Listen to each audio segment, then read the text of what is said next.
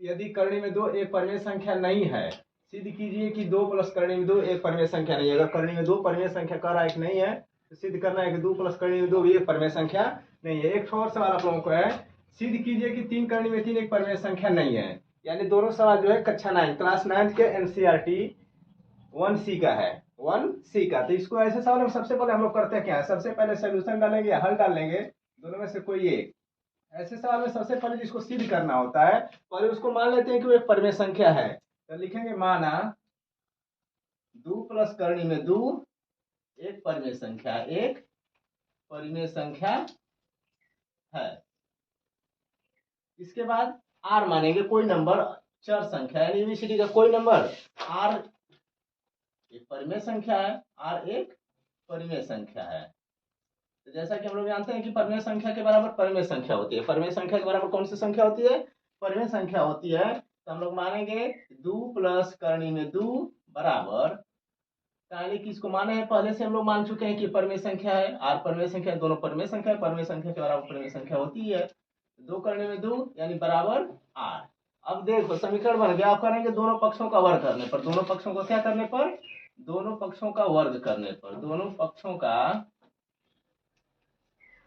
वर्ग करने पर, वर्ग करने पर, दोनों पक्षों का जब वर्ग करेंगे तो ऐसे लिखेंगे इसमें 2 प्लस करनी में 2 प्लस करनी में 2 का स्क्वायर बराबर आर का स्क्वायर। स्क्वायर पर इसको तोड़ेंगे तो ए का स्क्वायर, फार्मूला होता है A square plus B square plus 2a।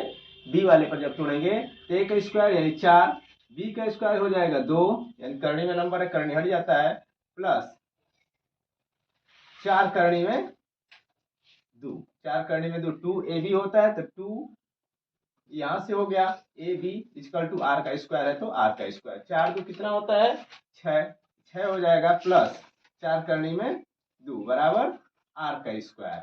जब आर का स्क्वायर हो जाएगा तो हम लोग कहेंगे प्लस में नंबर है तो उस साइड में जाएगा, एक साइड से अगर दूसरे साइड में जाता है यानी लेन देन में आदान प्रदान करता है, माइनस एक साइड से इधर है प्लस में तो उधर जाएगा तो क्या हो जाएगा माइनस में। अब देखिए सीधी सी बात है, आप लोगों को बता दे रहा हूँ कि सिर्फ करनी का ही नंबर एक साइड में छोड़ा जाता है।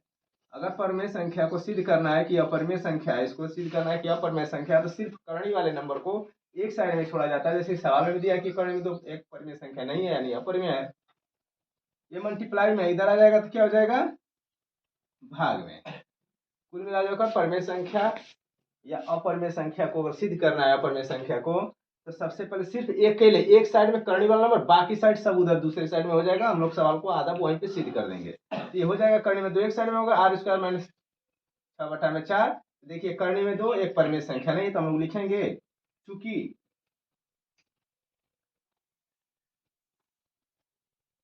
करने में ये पहले लिख रहे हैं आर स्क्वायर माइनस 6/4 एक परिमेय संख्या है, एक परिमेय संख्या है, एक परिमेय संख्या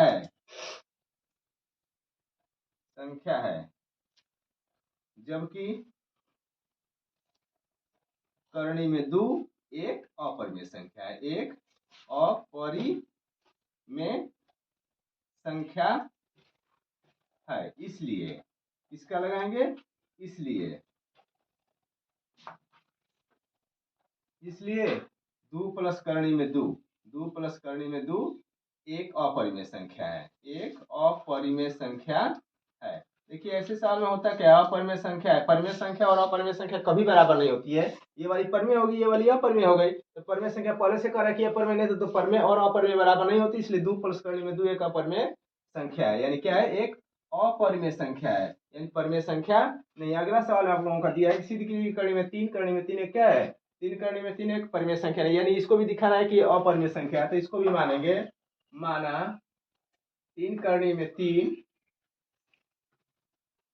हल रहेगा यहाँ से आप लोगों का, 3 करनी में 3 एक परिमेय संख्या है, क्या मानेंगे इसको भी एक परिमेय संख्या। जैसे कि विपरीत उसका मानते हैं, उल्टा मानते हैं, मानने के अनुसार होता है। आर एक परिमेय संख्या है, आर एक परिमेय संख्या है, इसमें भी सेम सवाल है कि आर एक परिमेय संख्या है, तो 3 करनी में 3 बराबर आर।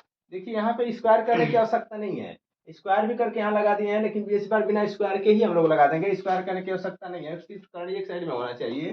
करने वाला नंबर तो करनी में 3 एक डिवाइड इंटू में इधर आएगा तो क्या हो जाएगा भाग में, यानी गुणा में रहता है तो क्या हो जाता है, भाग में। अब देखिए कि r बटा में 3 एक परिमेय संख्या, r बटा में 3 एक परिमेय संख्या है। जब r परिमेय संख्या है तो r बटा 3 भी परिमेय संख्या है। लेकिन पहले से ही हम लोगों को पता है कि करणी में 3, आप लोगों को अगले वीडियो में बताए थे कि करणी में 3 रहेगा, करणी में 2 रहेगा या करणी में 29 रहे। यदि यहाँ पर दिया बताए थे करणी में 2, करणी में 23, करणी में 29, ये अपरिमेय के अंतर्गत आता है। अपरिमेय या 0.1 दे देगा, 0.1 दे देगा, 0.01 दे देगा या 0.01 देगा, ये अपरिमेय होती है। क्या होती है, अपरिमेय। परिमेय और अपरिमेय यही होती है। या फिर 0.02, 0.02, 0.02 फिर 2, ऐसे परिमेय। देखिए यहाँ पर सिर्फ 2 ही अपरिमेय संख्या होती है, बाकी सब परिमेय के अंतर्गत आती है। अपरिमेय में या तो कड़ी के जो अंदर नंबर है वो बाहर नहीं निकले तब अपरिमेय होता है, या फिर अनवासानी पुनरावृत्ति, यानी एक ही नंबर तो दोहराएगा लेकिन जीरो की संख्या बार बार बढ़ेगी। देखिए यहाँ पर 2 1 जीरो है, यहाँ पर 2 जीरो हो गया, यहाँ पर कितना जीरो हो गया, 3, यानी जीरो की संख्या। अब अगला नंबर जब आएगा डिवाइड करने पर ना तो 4 जीरो हो जाएगा। क्या हो जाएगा, 4 जीरो, यानी अनवासानी पुनरावृत्ति होती जाती है। तो ऐसे सवाल में हम लोग करते क्या है कि ये अनवासानी, ये अपरिमेय है। यही 2 होते हैं, या तो कड़ी के अंदर है बाहर नहीं निकलेगा तो अपरिमेय, या फिर अनवासानी पुनरावृत्ति होती है तब अपरिमेय। बाकी संख्या परिमेय के अंतर्गत गी जाती है। करणी में 3 देखिए बाहर निकलेगा नहीं, जब नहीं निकलेगा तो पहले से हम लोग मान लेंगे कि ये अपरिमेय संख्या हो जाएगी। इसलिए r बटा में 3 डज नॉट इक्वल टू करणी में 3, यानी कि नहीं है। यानी कि परिमेय और अपरिमेय संख्या बराबर नहीं होती है, न परिमेय और अपरिमेय कभी बराबर नहीं होती है। इसलिए करणी में 3 एक अपरिमेय संख्या, एक अपरिमेय संख्या है। ये हो जाएगा।